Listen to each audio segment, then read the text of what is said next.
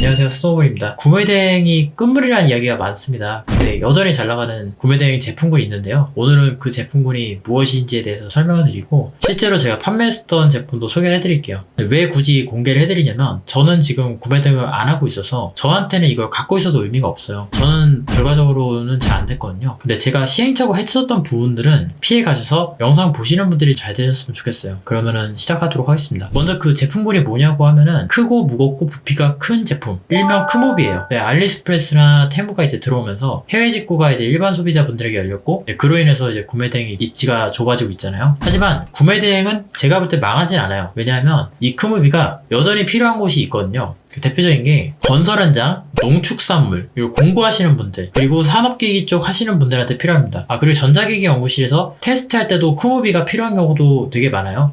보통 이런 현장들에서 크모비가 많이 사용이 되고요. 그러면 이런 질문이 있겠죠. 크모비도 직구하면 되는 거 아니냐 인데요. 이런 걸 구매하시는 주요 수요층이 구매대행이라는 것 자체를 모르는 경우가 많습니다. 그리고 심리적인 장벽도 있어요. 이렇게 큰 돈을 중국에 그대로 결제하는 것보다 한국 플랫폼을 통해서 결제하는 게 심리적으로 이제 장벽이 덜하죠. 최근에 크모비가 각광을 받는 이유가 테무나 알리에서는 크고 무거운 거를 주문하기가 사실상 불가능합니다. 잘 판매하지도 않고요. 일단 너무 비싸요. 배송비 자체가 너무 비싸게 책정이 돼서 거의 불가능하다고 보시면 됩니다. 그래서 제가 오늘은 크모비에 대해서 총정리하는 시간을 한번 갖도록 할게요. 목차는 다음과 같은데요. 크모비 처리 절차, 크모비 추천 상품, 크모비 반품 방법, 크모비의 빛과 어둠, 이렇게 네 파트로 한번 나눠봤습니다. 그러면 한번 시작해보도록 할게요. 먼저 크모비의 처리 절차인데, 일단 처리 절차는 작은 거를 처리할 때는 똑같습니다. 크게 다를 건 없어요. 물건을 인계해서 잘 보내주기만 하면 끝입니다. 다만 여기에서 좀 추가되는 부분이 있는데, 보통 이런 제품들은 객단가가 높은 편이어서 관부가세를 내셔야 돼요. 그리고 화물택배라고 해서 세배연합을 더했을 때 160cm 이상이면 화물택배 비용이라는 걸 내야 돼요. 그래서 이 두 개의 값만 추가가 되고요. 배송기간 측면에서는 화물택배가 이제 필요하다 보니까 더 소요가 되는 편입니다. 그리고 단짠편에서 제가 말씀을 드릴 텐데, 미리 말씀을 드리면 경동택배가 생각대로 되지 않는 곳이에요. 그러다 보니까 많이 느린 편이고요. 그래서 크모비의 진짜 적은 속도, 그리고 반품, 이렇게 두 가지라고 저는 생각을 해요. 제가 다음 영상에서 이제 고려해야 될 것들을 싹 한번 정리해 드릴 텐데, 이 과정 중에서 한 번이라도 미스가 나면 굉장히 애매해집니다. 왜냐하면은 크모비가 주문 제작을 하는 경우가 생각보다 꽤 돼요. 주문 제작을 하는 경우라면 더 피곤해지는 게, 왜 피곤하냐면 보통은 이런 걸 주문하시는 분들은 자기 사업을 하고 있거나 프로젝트 기한 마감이 걸려 있거나 아니면 뭐 카페 개업을 앞둔다거나 그런 분들이 대부분이에요. 그렇다 보니 이 과정 중에 하나라도 삐끗하면 일정이 지연되잖아요. 그러면은 정말로 지옥을 맛볼 수가 있는 게, 여기서 잠깐 제가 좀 딴 얘기를 좀 할게요. 제가 쓰던 CS폰이 지금은 초기화가 돼서 녹음된 게 아예 없는데요. 유튜브 검색창에 전화기에 소리 지르시는 분들 영상 보면 무슨 말인지 아실 거예요. 그 정도로 소리를 지르시는 분도 많이 계세요. 근데 왜 그러냐면 내 이득이 틀어졌잖아요. 내가 손해를 봤잖아요.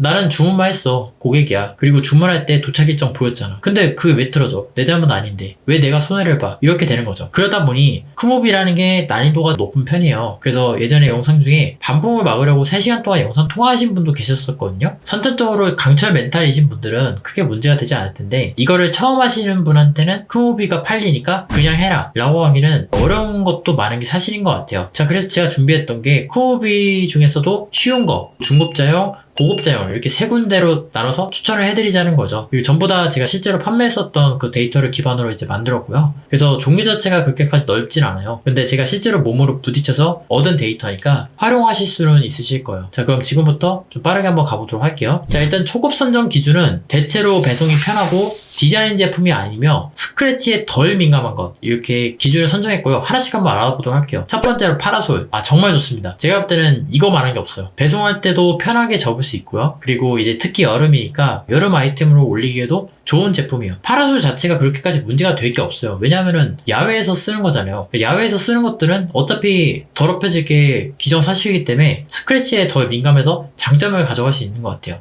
그 다음은 이불이랑 매트리스인데, 이거를 생각보다 중국에서 사는 경우가 많습니다. 다만 이거 무게보다 부피가 커서 대체로 배송비 잡는 게 난이도가 있는 편이에요. 그래서 부피 무게가 면제되는 이제 배송 대행지들이 몇 군데가 있을 거예요. 이런 거 하실 때는 그쪽으로 보내서 방향을 잡아주시는 게 낫고요. 왜 그렇게 말하냐면 보통은 무게랑 부피 둘 중에 비싼 거를 받는 게 일반적입니다. 그런데 이불이나 매트리스는 무게에 비해서 부피가 현저히 큰 제품들이란 말이에요. 그래서 그 격차가 많이 나는 편입니다. 그래서 다른 거는 그냥 하셔도 될 것 같은데, 이불이나 매트리스, 빈백 이런 것들은 부피 면제 배송 대행지를 찾아서 그쪽으로 물건 보내시는 게 조금 더 나은 것 같아요. 자, 그 다음은 이제 캠핑용 화롯대인데 최근에는 이제 여름에서 아마 안 팔릴 거예요. 근데 전체적으로 아웃도어에서 판매되는 제품들이 좋은 게 살짝 찌그러져도 딱히 뭐라고 하질 않아요. 그러니까 어차피 밖에 나가면 장비들 뭐 비 맞고 구를 텐데 되게 덤덤한 경우가 많아서 스크래치나 뭐 다른 구겨짐으로 제가 컴플레인을 받은 적은 그렇게까지 많진 않은 것 같아요. 그래서 저는 이런 것들 많이 추천드리고, 그 다음은 낚싯대 발판 그리고 발받침대인데 말 그대로 이제 발판이어서 스크래치가 나도 막 그닥이고요. 도착만 하면 땡큐 뭐 이런 느낌이어서 좋았던 기억이 나요. 그 다음은 농약 분무기인데 농사료 쪽은 전부 다 잘 팔리는 것 같아요. 근데 그 중에서도 잘 팔리는 게 있다면 농약 분무기가 기억에 오랫동안 남아요. 이 제품은 제가 실제로도 많이 판매를 했어서 주력으로 삼았었던 제품이에요. 분무기 자체가 엄청 복잡한 일을 하진 않잖아요. 적당히 크면서 야외에서 구르면서 기능도 단순한, 정말 세 가지 조건을 모두 만족한 훌륭한 제품이라고 할 수 있어요. 그 다음은 사다리인데 사다리도 뭐 스크래치 나는 게 당연하잖아요. 엄청 신경 쓰지 않으니까 야외에서 사용할 수도 있으니까 이것도 굉장히 괜찮고, 사다리는 뭐 딱히 터치할 게 사실상 없어요. 오히려 사다리 같은 게 괜찮은 게 보내기만 하면 정말 끝이라서 저는 초급 라인에 들어가도 충분히 손색이 없다고 생각해서 이쪽에 포함을 시켰습니다. 그 다음은 이제 의류 탈의실인데 솔직히 의류 탈의실이 저는 이게 디자인 제품이라고 생각을 하거든요. 근데 반품률이 빵퍼였어요. 저는 원래 생각했을 때 내 공간에서 색감이 매칭이 안 된다거나 해서 반품이 들어오지 않을까 했었는데 다들 문제없이 잘 쓰시더라고요. 결과치를 봤을 때는 초급 라인에 들어가도 괜찮을 것 같다고 싶어서 의류 탈의실을 전 초급 라인에 포함을 시켜봤어요. 자, 그 다음에 이제 중급인데 생각할 게 있는 제품들 포함을 시켰어요. 여기서 말하는 생각할 거란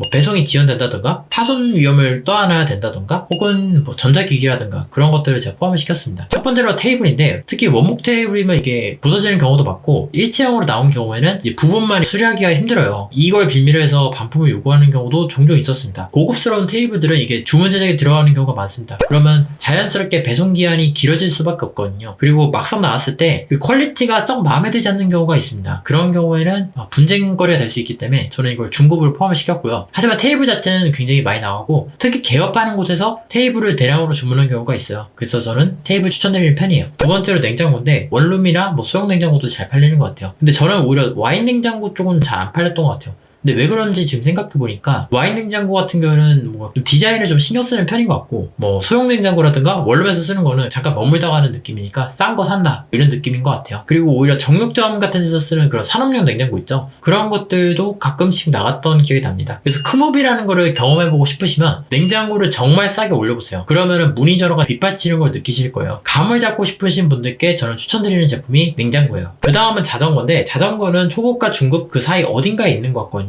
근데 저는 진짜 완전 강추드립니다. 정말 이거 말한 게 없어요. 저도 지금 개인적으로 자전거 타고 다니려고 주문을 좀 고려 중에 있거든요. 자전거를 한번 올려보면 왜 자전거를 중고에서 사는지를 알 거예요. 싸고 좋아요. 그럼 더 이상 생각할 필요가 있나요? 자전거 진짜 강추드립니다. 그 다음은 거울. 거울은 기본적으로 이게 택배 운송할 때 파손이 되면 취급주의 제품들이라고 있습니다. 택배사의 면책 사유예요. 그래서 파손이 되면 셀러가 이걸 전부 다 떠안아야 돼요. 그래서인지 모르겠지만 굉장히 잘 팔립니다. 그리고 저는 이게 여태까지 거울이 파손된 경험을 한 번도 해본 적이 없어요. 한 번쯤은 이제 박살난만한데 참 묘해요. 다만 거울이라는 게 취급주의 제품이라는 허들이 있기 때문에 중급에 포함을 시켰고요. 개인적인 선호도를 물어보면 별 5개는 줄만한 것 같아요. 여기서부터는 고급 라인인데 팔 수는 있는데 반품 리스크가 크고요. 그거를 사전에 방지하기가 어려운 경우를 제가 포함을 시켰어요. 만약에 수동을 하신다면 이쪽 카테고리를 강력하게 추천을 드릴게요. 첫 번째로 공구예요. 공구는 오히려 작아서 쉬운데 문제는 고인물들이 많아요. 제가 아는 80-90% 이상의 월 1억 구매 대행료는 죄다 이쪽이에요. 그래서 공구 쪽은 오히려 저는 비추인 것 같아요. 잘하는 분들이 너무 많아요. 두 번째는 공장 작업대, 공장에서 쓰는 그런 납땜할 때 그런 게 있습니다. 그거예요. 이런 제품들은 잘 찌그러져요. 그리고 보통은 이게 전기 동작이 가능한 콘센트가 있거든요. 왜냐면 납땜할 때 이제 환기하거나 뭐 불을 킨다거나 하는 작업을 해야 되잖아요. 근데 문제가 이게 찌그러지면 동작을 안 하는 경우가 많아요. 그러면 사실상 이게 폐기루트를 밟아야 되거든요. 그래서 그러한 부분이 어려운 부분이고, 그리고 아무래도 이게 재질 특성상 무거워요. 무거워서 배송비도 상당히 비싼 그런 거를 기억에 남는데 그런 부분이 어려워서 이거는 고급 라인에 들어가면 하지 않나 라는 생각이 듭니다. 그 다음은 전동차류예요. 이게 잘 팔려요. 그리고 배송도 막 그렇게 어렵지 않아요. 전동차가 그렇게까지 엄청 크지 않습니다. 제가 기억하기로는 이제 면허증 면제가